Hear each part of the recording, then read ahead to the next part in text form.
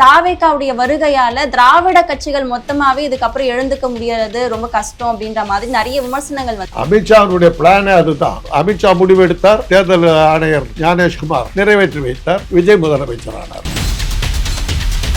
இன்னைக்கு எலெக்ஷன் நேர்மையா நடந்தாக்கா இந்த பிரச்சனையே வந்திருக்காது. நீங்க போய் குளத்தூர்ல போய் கேட்டு பாருங்க, யாரை போய் கேட்டாலும் நான் ஸ்டாலின் தான் சார் போட்டேன், எப்படி தோத்தான்னு தெரியும். விஜய் பத்தி தப்பா பேசினாலே அரெஸ்ட்ன்றது. ஆமா, அதான் நடந்துட்டு இருக்கு. அந்த விஜயனை என்ன பாடுபடுத்திருக்காங்க பாத்தீங்கல்ல. அப்புறம் அதை அவரை திமுக காரங்க மாதிரி கலப்பி விடுங்க. திருநாவுக்கரசு அவர்களோட விஜயன் பேசியிருக்காரு அப்படின்ற விமர்சனங்கள் தொடர்ந்து வைக்கிறதுனால தானே கைது செய்யப்பட்டிருக்காரு. எதிர்கட்சிக்காரங்கிட்ட பேசுறது இதெல்லாம் நியூஸ் 1-2 இருந்தா பரவாயில்ல. மாற்று கருத்து சொல்றவங்க எல்லாம் அரெஸ்ட் ஆகுறாங்களா? அது கொத்து பரோட்டா போட்டாங்கிறாங்களா? அது பரவாயில்லையா? ஒரு முன்னாள் முதல்வரை பார்த்து தேடி பார்த்தேன், அப்பனையே காண வேண்டாங்க, பரவாயில்லையா? ஒரு முதலமைச்சர் பேசுகிற பேச்சாது. கரூரில் அடித்து முடிச்சுட்டு ஓடி போயிட்டு போலீஸ்காரர்கள் மேலே என்ன தடுத்து இருந்தாக்க நான் வந்திருக்க மாட்டேன், என்ன போய் பேசினா என்ன இருக்கும்? நாடகம் நடத்தி என்ன ஏமாத்திட்டாங்கன்றதையும் குறிப்பிடுறாரு அவர் தான். இந்த நாடகம் நடத்துறத புரிஞ்சுக்கல அப்படிங்கிற மாதிரி கதையெல்லாம் விடக்கூடாது. அடுத்த 5வது நிமிஷம் நீ பனையூர் போயிட்டீங்க. கூட்டணி ரீதியா எப்படி பாக்குறீங்க சார்? இப்ப விசிகா வெளியே போயிடுமா, இல்ல பாமக உள்ள வந்தா விசிகாவோட நிலை என்ன? நிறைய கேள்விகள் வந்துட்டு இருக்கு. போட்டுமே, இத்தனை பேர் சேர்ந்தானே தோத்து போனாங்க. ஆக அந்த கூட்டணி இருக்கிறதுனால லாபம் ஒன்றும் இல்லைன்னு தெரிஞ்சுதானே போய் வைகோ போகாத கட்சியா?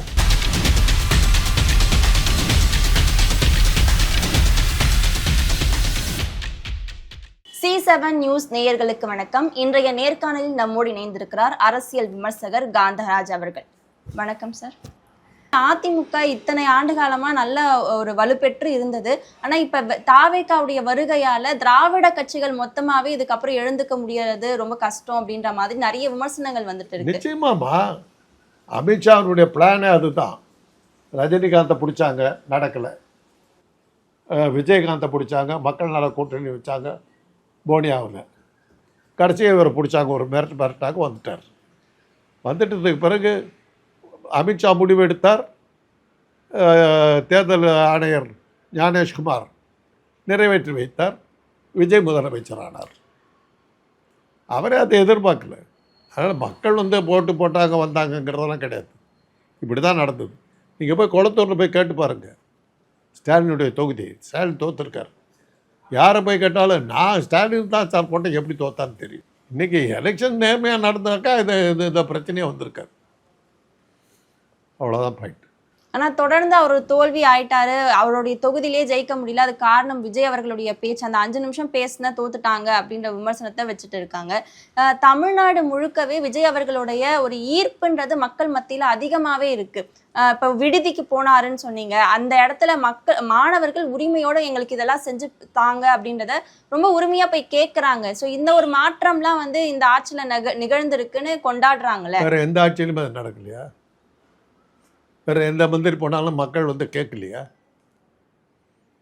புதுசாக இருக்குது நீங்கள் சொல்கிறது. அப்படியே அவங்கெல்லாம் இந்த சீஃப் மினிஸ்டராக நடந்து போகும்போது இது மனுவை நீட்டுவாங்க, வாங்கி பிஏகிட்ட கொடுத்துட்டு போவாங்க. அதெல்லாம் நீங்கள் பார்த்தது இல்லையா? இவர் நின்று கேட்குறாருன்ற நின்று வாங்கிட்டு போனார், அவ்வளோதான். என்ன பண்ணார்? அதுக்கடுத்து உடனே ஆக்ஷன் எடுக்கப்பட்டிருக்குல்ல. மாணவர்கள் என்னென்ன குறைகள் சொன்னாங்களோ அதை 2 நாள்ல தீர்த்து வைக்கணும்ன்றதுக்கான ஆர்டர் போயிருக்குல்ல. ஆர்டர் போயிடுச்சு, நிறைவேற்றிட்டு இருக்காங்க. அந்த வீடியோக்கெல்லாம் ஆர்டர் போயிடுச்சுன்னு சொல்லுங்க, நிறைவேற்றிட்டாங்கன்னு சொல்லாதீங்க. எம்.சி. ராஜா ஹாஸ்டல் எனக்கு அந்த காலத்துலேருந்து தெரியும். கவர்மெண்ட்டு பட்டியலினத்து மாணவர்கள் அங்கே இருப்பாங்க. அது எல்லா காலத்துலையுமே தகராறு பிடிச்ச இடம். அங்கே போனால் யாருமே தான் கொடுப்பாங்க. நாங்கள்லாம் எம்ஜிஆர்கிட்ட எவ்வளோ மனுக்கள் கொடுத்துருக்கோம் தெரியுமா? அந்த எங்கே மீட்டிங் நடக்குதோ அந்த மீட்டிங் ஒரு என்ட்ரன்ஸ் இருக்கும் இல்லையா, அந்த என்ட்ரன்ஸ் உடைய தான் வருவார். அந்த என்ட்ரன்ஸுக்கிட்ட நாங்கள் நின்றுக்குவோம் ஸ்டூடெண்ட் ஆகிற டைம். அப்படி வரும்போது இப்படி திரும்பி பார்ப்பார், டக்குன்னு கையில் கொடுத்துருவோம். என்னதும்பார், சில கோரிக்கைகள் இருக்குது, சரி நான் பார்க்குறேன் அப்படின்னு சொல்லிட்டு வாங்கிட்டு போடுவார், நின்று பேசிட்டு போவார். அதனால் இது எல்லாம் அமைச்சராக இருக்கவங்க, அரசியல்வாதிகள், பொது வாழ்க்கையில் இருக்கவங்க எல்லாருமே அதை செஞ்சு தான் ஆகணும். இது கூட நியூஸ் ஆகுது. விஜய் செஞ்சால் நியூஸ். அந்த அளவுக்கு உங்களுடைய இது ரசிப்புத்தன்மை பெருசாக இருக்குது. சரி, திமுக ஆட்சியிலும் அவங்க என்ன ஒரு நடவடிக்கை எடுத்தாலும் அது செய்தி ஆகுதுல்ல. இப்ப அவரு விசிட் ஆய்வுக்கு போனார்னா அதையும் செய்தி ஆக்குறாங்க. அப்படி இருக்கும் பொழுது நீங்க விஜய்க்கு மட்டும் ஆகுதுன்றீங்க. நீங்கள் ஒரு பெண், உங்களுக்கு மாதம் 1000 ரூபா வந்தது, பஸ்ஸு ஃப்ரீயாக இருந்தது, எவ்வளவோ சலுகைகள். அவங்க கூட்டத்தில் நான் பேசினேன். ஆணாக பிறந்து தப்பாக போயிடுச்சு உங்கள் ஆட்சியில், எல்லாமே பெண்களுக்கு கொடுத்தா நாங்கள் என்ன பண்ணுறது அப்படின்னு கேட்டோம். எங்களுக்கு மரியாதை இல்லை, ஒவ்வொரு பொண்ணும் 1000 ரூபா சம்பாதிக்கிறாங்கன்ட்டு 500 ரூபா கூட என்கிட்ட, ஆம்பளைக்கு மரியாதை போயிடுச்சுன்னு பேசுனேன். அந்த அளவுக்கு பண்ணாங்க. இது இப்போ அதெல்லாம் வருதா? இப்போ வந்துட்டு தான் இருக்கு சார். நீங்கள் தான் சொல்கிறீங்க சார். வந்துட்டு இருக்கு. மகளிருக்கு 1000 ரூபாய் அதே கொடுத்துட்டு இருக்காங்க. அதே விடியல் பேருந்து மகளிர் பயணம்னு மாற்றி போயிட்டு. ஆக நீங்கள் உங்கள் பொதுமக்களோட உங்களுக்கு தொடர்பு இல்லைன்னு தெரியும். எங்கள் காலேஜில் இருக்கவங்களாம் சொல்கிறாங்கம்மா, இந்த பெண்கள் சொல்கிறாங்களே, லேடி அட்டண்டர்ஸ் 1000 ரூபாலாம் போச்சு சார் அப்படின்ட்டு. வாங்க காட்டுறேன். ஆட்சியை பற்றியான இது வந்து நெகட்டிவ் அபிப்பிராயம் தான் இருக்குது. நீங்கள்லாம் சேர்ந்து அவரை காப்பாற்றுறதுக்கு முயற்சி பண்ணுறீங்க, கொடுக்கூடாதுன்னு பார்க்குறீங்க. அது உங்களுடைய ரசிப்புத்தன்மை. அதை நாங்கள் எதிர்த்து பேசுவோம். இல்லை, இருக்கிறத நானும் சொன்னேன் சார். அந்த 1000 ரூபான்றது இப்பவும் தொடர்ந்து நடந்துட்டு இருக்கு. திட்டம் இருக்குது போல. பஸ்ஸு ஃப்ரீ பஸ் இல்லை, இப்போ போயிட்டு தான் இருக்கு சார். பஸ்ஸு போதுமா? ஃப்ரீயாக போகல, குறைச்சிட்டாங்க.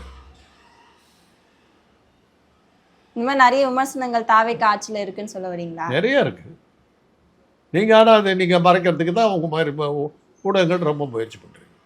கண்டிப்பா எல்லாத்தையுமே என்ன நடக்குதுன்றதை மக்களுக்கு தெரியப்படுத்திட்டு தான் இருக்காங்க. மக்களுக்கு தெரியப்படுத்த வேண்டியதை தெரியப்படுத்தினா பரவாயில்ல. நீங்கள் உங்களுக்கு தெரிஞ்ச கதையெல்லாம் விட்டுக்கிட்டு இருக்கீங்க. அது உண்மையாக பொய்யான்னு யார் வெரிஃபை பண்ணுறது? தெள்ள தெளிவாக என்னுடைய அட்டெண்டர் 3 பேர் இருக்காங்க காலேஜில், என் டிபார்ட்மெண்ட்டில். 3 பேரும் சொல்ல, அந்த ஆள் ஆட்சிக்கு வந்த ஒன்று போச்சு சார் காசு எல்லாம். பல திட்டங்கள் இன்றைக்கி வந்து அவர் நிறுத்திவிட்டா, அவருக்கே தெரியுமோ தெரியாதோ தெரியல. பெண்களுக்காக சிங்கப்பெண் அதிரடி படையெல்லாம் கொண்டு வந்திருக்காரு. பெண்கள் பாதுகாப்புக்காக தானே கொண்டு வந்திருக்காரு. பாலியல் துன்புறுத்தல் நின்று போச்சா? படிப்படியாக தான் குறையும். இவரெல்லாம் படிப்படியா, மற்றவங்கன்னா உடனடியா. எல்லாருக்குமே அந்த கருத்து தானே சார். திமுக வந்தப்பயும் உடனடியா குறைஞ்சிடுச்சா? அவங்க கிளைம் பண்ணலையே. நீங்களும் அதை வந்து அது மாதிரி கிளைம் பண்ணலையே. நாங்கள் வந்த உடனே அந்த காலத்தில் வந்து சுதந்திர போராட்டம் நடத்தும்போது என்ன சொல்லுவாங்கன்னா, வெள்ளைக்காரன் வெளியே போயிட்டா இந்தியாவில் தேனும் பாலும் பெருக்கி ஓடும்னாங்க. அப்படி சொல்லுதான் சுதந்திர போராட்டமே நடந்தது. வெள்ளைக்காரன் போய் 100 வருஷம் ஆச்சு, தேனும் பாலும் பெருக்கி ஓடுதா? அந்த நேரத்தில் விடுறது கதை. அதுக்கு விளம்பரம் நல்லா கொடுத்தீங்க, காரியத்தை சாதிச்சுக்கிட்டீங்க. உண்மையில் அசலாக என்ன நடந்ததுங்கிறத சொல்லணுமா? திமுக ஆட்சியில் பாலியல் கொடுமை நடக்கலையாங்கிற கேள்வியே கிடையாது. மனுஷனாக பிறந்து மனித ஜனம் இருக்கிற வரையிலும் பாலியல் கொடுமைகள் நடந்தே தீரும். அதை தடுக்க முடியாது. ஏன்னா நான் செக்ஸ் டாக்டர், எனக்கு தெரியும். அதை தவிர்க்கவே முடியாது. குறைக்கலாமே ஒழிய நிறுத்த முடியாது. இப்போ இவரது வந்து வேர்ல்டு ரெக்கார்டுங்கிறாங்களே. ஆட்சிக்கு வந்து 58 நாளில் இத்தனை பாலியல் வழக்குகள் நடந்திருக்குது. மற்றவங்களாம் பார்த்தீங்கன்னா தாவேக்கா நிர்வாகிங்கிறாங்க. உண்மையாக பொய்யான்னு தெரியாது. அது அந்த ஊடகம் செய்கிற இதாக கூட இருக்கலாம், அவதூறாக கூட இருக்கலாம். ஸோ இது ஒரு பக்கம் இருக்கு. இன்னொரு திமுக தாவேக்கா ஆட்சியை கவிழ்க்கிறதுக்கான வேலைகளை முன்னெடுத்துட்டு வராங்க அப்படின்ற விமர்சனங்கள் வைக்கப்படுது. அது எதிர்கட்சியாக இருக்கவங்க அதான் செய்வாங்க. ஆட்சியை கவிழ்க்கிறதுக்காக கவிழ்க்கத்தான் பார்ப்பாங்க. அது என்ன தப்பு என்ன இருக்கு? மக்கள் கொடுத்த ஒரு ஜனநாயக தீர்ப்பை கலைஞர் மேலே வந்து சர்க்கார் கமிஷன் போட்டு கொண்டு வரலையா? ஆட்சியை கலைக்கணும்னு சொல்லலையா? கலைச்சாங்களா இல்லையா? இப்போல்லாம் தேனா இனிச்சுதான் உங்களுக்கு. மேகாலயா ஆப்ரேஷன் அப்படின்னு சொல்லிட்டு பத்திரிகையாளர்களையும் இதுல ஈடுபடுத்திட்டு வராங்க திமுக அப்படின்ற ஒரு குற்றச்சாட்டு வச்சிருக்காங்க. நீங்க அவருக்கு ஆதரவாக பேசிக்கிட்டு இருக்கீங்க. தப்பா யாராவது இந்த மாதிரி இந்த சேனல் உங்களை பத்தி தப்பா பேசுன்னா உங்களுக்கு அது நடக்கலாம். விஜய் பத்தி தப்பா பேசினாலே அரெஸ்ட்ன்றது. ஆமா, அதான் நடந்துகிட்டு இருக்கு. அந்த விஜயனை என்ன பாடுபடுத்திருக்காங்க பார்த்தீங்கல்ல. அப்புறம் அது வந்து அவரை வந்து திமுக காரர் இருக்கிற மாதிரி கிளப்பி விடுறீங்க. போலீஸ் தரப்புல இருந்து சொல்ற அந்த விஷயங்கள் அப்படிதானே எடுத்துக்கப்படுது. திருநாவுக்கரசு அவர்களோட விஜயன் பேசியிருக்காரு அப்படின்ற விமர்சனங்கள் தொடர்ந்து வைக்கிறதுனால தானே கைது செய்யப்பட்டிருக்காரு, விசாரணை போயிட்டு இருக்கு அப்படின்ற தகவல் வந்து வெளியாகுது சார். அதெல்லாம் ரைட்டுமா, அரசியலில் அதெல்லாம் சகஜம். எதிர்கட்சிக்காரங்கிட்ட பேசுறது இதெல்லாம் நியூஸ் 1-2 இருந்தால் பரவாயில்ல. அவரை பற்றி தவறாக மாற்று கருத்து சொல்கிறவங்கெல்லாம் அரெஸ்ட் ஆகுறாங்களே, அது இப்படி? அதுக்கு நீங்கள் தான் போய் வழக்கு சொல்லணும். உங்களுக்கு தான் ஆபத்து. நம்ம 2 பேரும் பேசியிருக்கிறத கூட என்ன வேணாலும் பேசி இது பண்ணலாம். திமுக ஆட்சியில சவுக்கு சங்கர் கைதானப்ப அவங்களுடைய திமுக ஆட்சி குறை சொல்லி பேசினாரு அப்படின்றதுனால கைது பண்ணாங்க அப்படின்னு நிறைய விமர்சனங்கள் திமுக மேல வைக்கப்பட்டது. என்ன வந்த பிறகும் பேசினாங்கிறத இது பண்ணணும். சவுக்கு சங்கர் என்னை பற்றி கண்ணாப்பிள்ளான்னு பேசியிருக்காரு. என்னென்னலாம் பேசியிருக்காரு தெரியுமில்ல. அவர் கூட ஒருத்தர் அசிஸ்டன்ட் இருப்பார். நாங்கள் 2 பேரும் ஒரு டிவி ப்ரோக்ராமில் இருக்கோம். என்னை பற்றி அவன் இவன் இப்படி தான் பேசினாருன்னு கிடையாது. அவங்கள அப்படி ஆட்சியாளர் இந்த மாதிரி பேசினா விடுவாங்களா? அதே தானே இப்போ தாவேக்கா ஆட்சியிலே நடக்குது. அவருடைய பேசின பேச்சை இவங்க பேசினாங்களாங்கிறதான் கேள்வி. இவரும் மரியாதை இல்லாம விஜய் அவர்களை பேசினதுனால கைது செய்யப்பட்டிருக்காங்க. மரியாதை இல்லைன்றது என்னத்தை எதை வச்சு நீங்க அவன் இவன்ற மாதிரி சொன்னப்ப இவங்க முதல்வரை அந்த பாணியில பேசியிருக்காங்கன்ற விமர்சனம் கொத்து பரோட்டா போட்டாங்கிறாங்களா? பரவாயில்லையா? ஒரு முன்னாள் முதல்வரை பார்த்து தேடி பார்த்தேன், அப்படியே காண வேண்டாங்க, பரவாயில்லையா? ஒரு முதலமைச்சர் பேசுகிற பேச்சு அது. ஒரு முதல்வரே அந்த மாதிரி பேசும்போது மற்றவங்கெல்லாம் பேசாமல் எப்படி இருப்பாங்க? சவுக்கு சங்கரோடு இதெல்லாம் போய் இது பண்ணாதீங்க. இப்போ எனக்கு வந்து ஒரு விசாக கமிட்டிலேருந்து ஒரு இது வந்து விசாரணைக்கு வர சொல்லி கூப்பிட்டாங்க. போனேன், எல்லாத்தையும் கையில் எடுத்துகிட்டு போனேன். ஜட்ஜு உங்களாட்ட ஒரு சின்ன பொண்ணு தான் உட்காந்துருந்தாங்க. ஏமா செஞ்சால் தப்பு இல்லை, பேசினா தப்பான்னு கேட்டேன். இவ்வளோ சொல்கிறீங்களா? அந்த விசாக கமிட்டி இன்றைக்கி த்ரிஷாவை பற்றி 1000 கதை வந்துக்கிட்டு இருக்குது. அந்த விசாக கமிட்டி ஏதாவது ஆக்ஷன் எடுத்தாங்களா? கரூரில் அடித்து முடிச்சுட்டு ஓடி போயிட்டு போலீஸ்காரர்கள் மேலே என்ன தடுத்து இருந்தாக்க நான் வந்திருக்க மாட்டேன், என்ன போய் பேசுனா என்ன அர்த்தம்? அப்புறம் அவங்க போட்டாங்க, போலீஸ்காரர் வேண்டான்னு சொன்னதெல்லாம் போட்டாங்க. அதுக்கு என்ன பதில் சொல்கிறீங்க? நாடகம் நடத்தி என்னை ஏமாத்திட்டாங்கன்றதையும் குறிப்பிடுறாரு அவர் தான். இந்த நாடகம் நடத்துறத புரிஞ்சுக்கல அப்படிங்கிற மாதிரி கதையெல்லாம் விடக்கூடாது. அடுத்த 5வது நிமிஷம் நீ பனையூர் போயிட்டிய, எவ்வளோ ஸ்பீடு! இப்போ அவங்களுக்கு தான் அரசு வேலை கொடுத்துருக்காரு. ஒரு ஆறாத வடு வந்து என் மனசுல பதிஞ்சிருக்கு இந்த நிகழ்ச்சி, அந்த ஒரு சம்பவம் அப்படின்றத குறிப்பிட்டிருக்காரு. இன்னைக்கு தான் ஒரு டிவியில் பார்த்தேன், இந்த பொண்ணு அவங்க அப்பாவை கண்ணா பின்னான்னு திட்டுது. ஏன்னு அந்த கரூர் கூட்டத்துக்கு போன்னு நான் சொன்னேன், நீ போகாம விட்டேன், போயிருந்தப்ப எனக்கு வேலை கிடச்சிருக்குல்ல அப்படிங்குது. வேலை கொடுக்கறதுக்கு அது ஒரு இதாம்மா? கொலை பண்ணவனுக்கு தூக்கு தண்டனை கொடுக்கறது பதிலாக அரசாங்க வேலை கொடுங்க, நியாயமா? அது டிஎன்பிஎஸ்சின்னு ஒன்று இருக்குது, அது மூலமாக தான் நீங்கள் கவர்மெண்ட் சர்வீஸுக்கு போகலாம். இஷ்டத்துக்கு எடுத்து வாரி வழங்கினா என்ன அர்த்தம்? யோசிச்சு பார்த்து சொல்லுங்க. அதெல்லாம் டாக்டருக்கு படித்து முடிச்சுட்டு அந்த டிஎன்பிஎஸ்சிலாம் எழுதி பாஸ் பண்ண பிறகு தான் வேலை கிடைச்சது. கூட்டத்துக்கு போய் நினச்சி 2வது வந்து அரசாங்கம் நடத்தின கூட்டம் இல்லை, ஒரு கட்சி நடத்தின கூட்டம். அந்த கட்சி நிர்வாகிகள் எல்லாம் கைது பண்ணியிருக்கணும், ஒருத்தன் உள்ள போலி. இதுதான் அவங்க திமுக பண்ண சதி அப்படின்றத சொல்றாங்க. திமுக பண்ண சதியை நிரூபி. இதான் சிபிஐக்கு போனியே, வழக்கு போயிட்டு இருக்குல்ல சார், சிபிஐக்கு போனியே, என்ன மேலே 1000 கேள்வி வந்துகிட்டு இருக்குது. நீங்களும் தான் எவ்வளோ சமாளிக்க பார்க்குறீங்க, காப்பாற்ற பார்க்குறீங்க, முடியலையே. ஒவ்வொன்றுக்கும் எது கவுண்டர் வருது சார். அதே மாதிரி நீங்கள் அமித்ஷா அவர்கள் தான் விஜய் அவர்களுடைய வெற்றிக்கு காரணம் அப்படின்னு பல இடங்களில் சொல்லிட்டு இருக்கீங்க. ஆனால் இப்போ திமுக பாஜகவோட கூட்டணி வைக்க போகுது அப்படின்னா அதுக்கான அவசியம் இங்கே என்ன வருதுன்னு இருக்குல்ல சார்? எதிரி என்ன ஆயுதத்தை யூஸ் பண்ணாலும் அந்த வில்லை எடுத்துக்கிட்டு அடிக்க வர்றீங்கன்னா, கத்தி எடுத்துகிட்டு வர்றீங்கன்னா கேடையை வச்சுக்கணுமா? இவர் ஏன் கேடையத்தை வைத்து இருக்கான்னு கேட்பீங்களா? நீ கத்தியில் தாக்குற, நான் கேடையை வச்சுக்கிட்டு இருக்கேன். நீ உபயோகப்படுத்தின ஆயுதத்துக்கு தகுந்த மாதிரி நான் தற்காப்பை நான் பண்ணிக்கிறேன். அமித்ஷா மூலமாக தான் நான் வந்தேன், அதே அமித்ஷாவை நான் பிடிச்சிட்டா அது வந்து திமுக எடுக்கிற ஸ்டாண்டுன்னு சொல்ல வரீங்க. ஏன் எடுக்கக்கூடாது? எந்த ஒரு கொள்கையை எதிரி திமுகனார், உன் கொள்கை என்னப்பான்னு கேட்டான், இன்றைக்கு வரல. அப்படிப்பட்ட ஒரு ஆளையே நீங்கள் சீஃப் மினிஸ்டர் உட்கார வச்சுருக்கீங்களே, இப்படிப்பட்ட ஒரு ஆள் வந்து இந்த உத்தியை யூஸ் பண்ணி மறுபடியும் வரது என்ன தப்பு? அதிமுக கூட எல்லாம் கூட்டணி பேச்சுவார்த்தை நடந்தது நடக்கட்டுமே. எம்ஜிஆர் அந்த கட்சியில் தானே இருந்தார். திமுகக்கு எதிராக ஆரம்பிக்கப்பட்டது தானே சார்? திமுகவுக்கு எதிராக இல்லை, கலைஞருக்கு எதிராக ஆரம்பிச்சது. அதோட விரக்தியில வந்து ஆரம்பிச்சாரு. அது கலைஞருக்கு எதிர்ப்பு ஆரம்பிச்சது தான். அது என்னடா அவர் கூட இருந்திருக்கு. ஒரு கட்சிக்காரர் வந்து சொன்னார் எம்ஜிஆர் கிட்ட, அண்ணே இதை நம்ம பண்ணிட்டோம்னா திமுக அப்படியே அடிஞ்சிடும் அண்ணே அப்படின்னாரு. அவர் சிஎம்மாக இருக்கும்போது ஏதோ பேப்பரில் எழுதிக்கிட்டே இருந்தவர், இப்படி திமுக என்ன சொன்னேன் அப்படின்னாரு. இப்படி பண்ணோம்னா திமுக ஒழிச்சு போடலாரு. திமுக நான் வளர்த்தன கட்சி, கலைஞரை அழிச்சு போடுவேன்னு சொல்லு. திமுகவுக்கு நமக்கு எந்த விரோதமும் கிடையாதுன்னார். அதுதான் எம்ஜிஆர். உங்களுக்கு எம்ஜிஆரையும் தெரியாது, ஜெயலலிதாவும் தெரியாது. ஏன் சார் தெரியாது? முதலமைச்சரா இருந்திருக்காங்க. அதனாலதான் இதெல்லாம் நாங்கள் சொல்ல வேண்டியிருக்குது. முதலமைச்சரா இருந்தவங்கள தெரியாது, அவ்வளவுதான் தெரியும் உங்களுக்குன்னு சொல்ல வருவேன். ஜெயலலிதா அவர்கள் நீங்க எதுவுமே திட்டங்கள் கொண்டு வரல, பெண்களுக்காக நிறைய விஷயங்களை முன்னெடுத்திருக்காங்க. தாலிக்கு தங்கம்லாம் அவங்க கொண்டு வந்தது. தாலிக்கு தங்கம்லாம் திமுக கொண்டு வந்தது. ஆனா அது செயல்படுத்தி இருக்காங்க. அதுதான் எவனோ செஞ்சது. ஊரா விட்டு நெய்ய பொண்டாட்டி கையா திமுக பண்ணதுமா. தாலிக்கு தங்கம்ங்கிறத வந்து திமுக கொண்டு வந்த திட்டம்.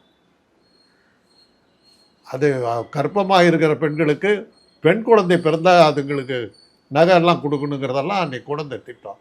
நடுவில் நின்று போச்சு. அதெல்லாம் அவங்களே கொண்டு வந்தது தான். சார் இப்ப கூட்டணி ரீதியா எப்படி பாக்குறீங்க சார்? இப்ப திமுகல இருந்தவங்க எல்லாரும் இப்ப தாவேக்கால வந்து இணைஞ்சிட்டாங்க. அப்படி இருக்கும்பொழுது இப்ப விசிகா வெளியே போயிடுமா, இல்ல பாமக உள்ள வந்தா விசிகாவோட நிலை என்ன? நிறைய கேள்விகள் வந்துட்டு இருக்கு. நீங்க எப்படி பாக்குறீங்க சார்? போட்டுமே, இத்தனை பேர் சேர்ந்தானே தோத்து போனாங்க. ஆக அந்த கூட்டணி இருக்கிறதுனால லாபம் ஒன்றும் இல்லைன்னு தெரிஞ்சு தானே போயிருக்குது. இப்போ அங்கே போயிருக்காங்க. இவங்களுக்கு அங்கே என்ன கிடைக்க போகுதுன்னு பார்த்தா தான் தெரியும். வைகோ போகாத கட்சியா சொல்லுங்க பார்க்கலாம். கடைசியாக போய் இங்கே போய் உட்காந்துருக்காரு. என்ன ஆக போகிறான்னு தெரியல. இப்போதான் கரெக்டான ஒரு இடத்துல போய் நான் சேர்ந்துருக்கேன் அப்படின்னு ஒவ்வொரு கட்சிக்கு போகும்போது அதான் கரெக்டாக சொல்லுவார். இப்போ தான் நான் கரெக்டாக வந்திருக்கேன். அவரெல்லாம் ஒரு லட்சியவாதின்னு நாங்கள்லாம் நினச்சி ஏமாந்தோம். இப்ப விசிகாவோட நிலைப்பாடு எப்படி இருக்குன்னு பாக்குறீங்க சார்? திருமாவளவன் அவர்கள் தொடர்ந்து விசிகாவை நான் வந்து அரசியல் கட்சியாக நான் பார்க்குறேன். எதனால சார்? அவங்க பட்டியலினத்துக்காக போராடுறவங்க. அவங்களுக்கு தேவை சமூக அங்கீகாரம். அவங்க இனத்தையே நம்ம வந்து ஒதுக்கி வைக்கிறோம். ஊருக்குள்ளார வரக்கூடாது, இது பண்ணக்கூடாது, அந்த தீண்டாமை இன்னும் அவங்க மேலே எல்லாம் இருந்துக்கிட்டு. அதிலிருந்து வெளியே கொண்டு வரத்துக்கு தான் திருமாவளவன் பாடுபடுறாரு. அவரே பேசின கூட்டத்தில் நான் கலந்துக்கிட்டு இருக்கேன். எம்எல்ஏ எம்பிஏ ஏன் ஆகிறேன்னா அந்த பதவி இருந்தால் தான் அதிகாரி என்னை மதிக்கிறாங்க. அதுக்காக 2-3 பதவி இந்த சீட்டுக்காக நான் வந்து என்னுடைய மக்களை முன்னேற்றி கொண்டு போகிறதுல நான் மாற மாட்டேன். எங்களுடைய லட்சியம் வந்து என்னுடைய இனம் சமூக அங்கீகாரம் பெற விடுது. அதனால தான் அவர் அந்த பக்கம் போனாலும் இந்த பக்கம் போனாலும் தன்னுடைய இனத்தினுடைய தன்னுடைய இனத்துக்கு சமூக நீதி கிடைக்கணுங்கிறதுக்கு போவாரே ஒழிய இந்த பதவிக்காக அவர் போக மாட்டார். அதனால தான் எனக்கு திருமாவளவன் மேலே ஒரு நல்ல மரியாதை உண்டு. இப்ப அன்புமணி ராமதாஸ் அவர்களுக்கு இடையில நிறைய பிரச்சனை இருந்தது. இப்ப அப்பா மகன் முடிவுக்கு வந்து ஒற்றுமையா இருக்காங்கன்றது பாமக கட்சிக்குள்ள இருக்கிறவங்களுக்கே ஏத்துக்க முடியல. எம்எல்ஏ அருள்லாம் வந்து ரொம்ப விரக்தியை ஏற்படுத்தி இருந்தாரு. இது என்ன, என்னுடைய பழைய பதவிகள்லாம் எடுத்து பாருங்க. 6 மாதத்தில் அப்பாடும் மகனும் ஒன்றா சேர்ந்துருவாங்க. நடுமதில் அவங்களுக்கு விளம்பரமே இல்லாமல் போயிடுச்சுமா. வன்னியர் சமுதாயமே அவங்கள ஒதுக்கிட்டாங்க. வன்னியர் சமுதாயம் என்ன போச்சுன்னா சிவி சண்முகத்தோட அதிமுக போயிடுச்சு. துரைமுருகன் பின்னாடி திமுக பின்னாடி போயிடுச்சு. அது மாதிரி ஒவ்வொரு கட்சிக்கும் போயிட்டாங்க.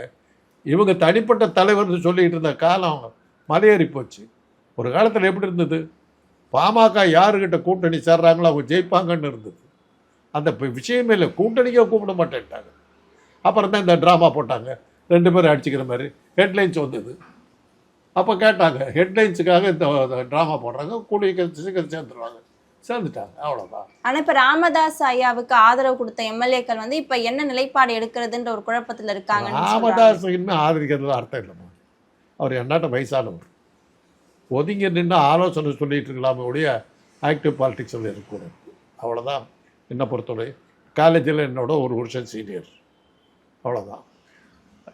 இனி தடுமாறுறாரு, தள்ளாடுறாரு. இனி அந்த அரசியல் வேணாம், மகன்கிட்ட விட்டுரு.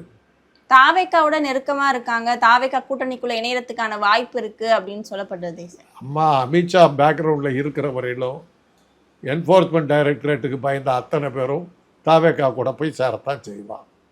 ஏன் பழனிசாமி விட்டு அத்தனை பேர் ஓடினா? பழனிசாமி கூட அத்தனை பேர் ஏன் இருந்தான்? பழனிசாமி அமித்ஷாவுக்கு ரொம்ப நெருக்கமாக இருக்கிறதுனால நமக்கு வந்து ரெய்டு வராதுங்கிற ஒரு பாதுகாப்பு நமக்கு கிடைக்குங்கிறதுக்கு தான் இவ்வளோ நாள் அவர் கூட இருந்தாங்க. அதை விட விஜய் சேஃப்னு தெரிஞ்சவங்க எல்லாம் அங்கே போயிட்டாங்க, அவ்வளோதான். புலிக்கு பயந்தவங்களாம் என் மேலே படுத்துக்கங்கிற கதை தான். யாரெல்லாம் இடிக்கு பயந்தாங்களோ அவங்க ஒரு செட்டாக போய் சேர்ந்துருக்காங்க. தொடர்ந்து பல்வேறு அரசியல் தகவல்களை பகிர்ந்து கொண்டதுக்கு நன்றி சார்.